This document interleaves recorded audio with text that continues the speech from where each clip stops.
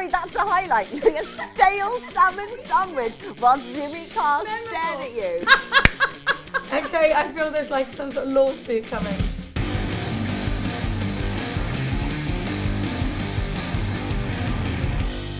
So you pick it out. Oh, yeah. As Not Your Muse, what are we currently working on? Oh God, what? No. What could be We happening? really mustn't get into the habit of doing that.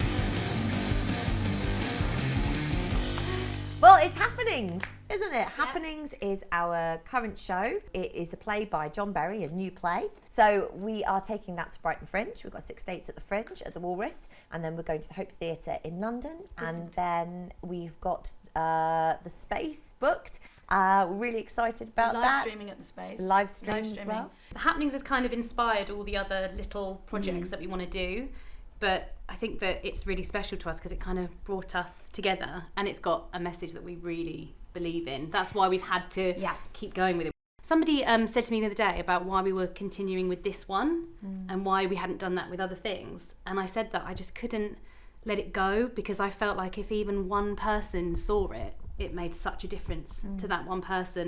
Some of the things that people have said to us afterwards, some things they've written to us afterwards. It links up all of the difficulties that people have with their mental health and difficulties that people have with their relationships and difficulties that people have with just understanding what their place is in modern society. There's a lot of this. There's a real cultural and societal shift happening at the moment, I think.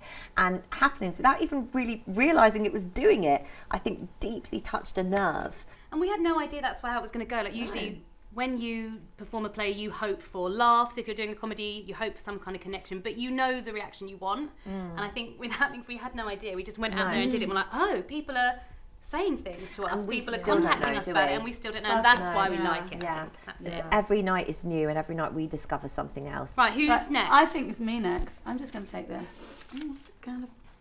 Oh, USP. I think that our USP is the fact that we want to involve other people, and from my experience of being in the theatre, there kind of seems to be this thing that once you've managed to get to a certain point, you sort of have to slam all the doors down and we pretend only work with people that we like to work with. Work with the same people, and not necessarily. I think that's where creativity starts to fall away, because then you start to only do projects that are politically what you agree with, what socially you agree with, and we want to make sure that we're being challenged all the time and like a welcoming, open atmosphere for other people. Like it's not just about us. Another way in which we are doing something a little bit different is we have such a focus on new writing. So that's interesting as well. We're bringing work out there that hasn't ever been done before. Yeah. So we're collaborative and we are experimental, and we're also about understanding the practicalities of people's lives as well. I mean, I think a lot of women are pushed out of the arts at our sort of age because, you know, you've got young families and it's really punishing and it doesn't pay very well. And it's very easy just to go, screw it, give up. And, you know, we actually want to understand the fact that, there might be some times in the day you can't make because you've got to do the school run. And that's important. Know. That's just as valuable as anything else. What do we want to achieve? So I suppose initially we just wanted to create a space, starting off with ourselves, where we could do what we wanted to do with our art and make our own decisions on it and not be told what we had to do or have to like charm or flirt anyone to get what we wanted. That is true. That is true. That's the initial. That's what we wanted to do initially. Right, it's a 2-part question. Because Rachel, now you've got to tell us about our future aims as a company. Our future aims as a company? Oh my goodness, world domination, obviously. Okay, last question. I wonder what it's going to be. Future projects. So we have got a new play in the works, and that is Jet Set Boy, written by the wonderful Rachel Kimber over here.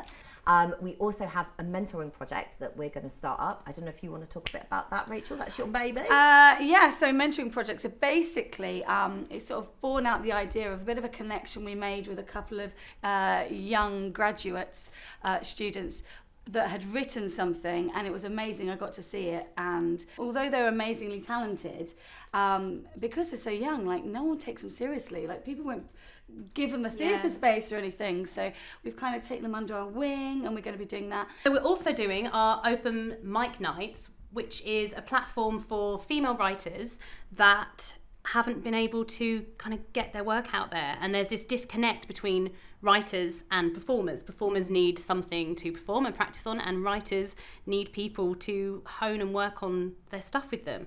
And we wanted to create a safe place, I suppose, Yeah, for we've got women. quite a lot of interest already. Yeah, lots really of good. women to be able to share ideas and help each other. And it's going to be girls only, so no one's going to mansplain your own script to you. I think what you were trying to say then.